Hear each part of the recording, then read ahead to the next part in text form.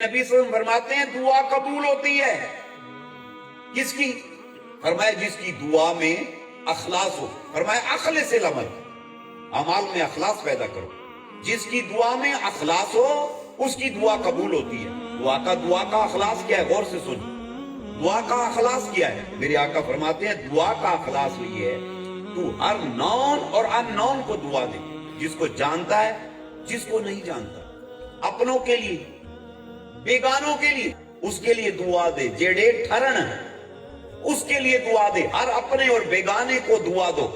جس کو جانتے ہو نہیں جانتے اس کو دعا دو. فرمایا جس کی دعا میں ہر جاننے والا اور نہ جاننے والا، ہر اپنا ہر بیگانے کے لیے جو دعا کے لیے ہاتھ اٹھاتا ہے اخلاص کے ساتھ، فرمایا ایسے دعا کرنے والے بندے اور بندے کی دعا کو اللہ قبولیت کا درجہ ضرور عطا فرما دیتا.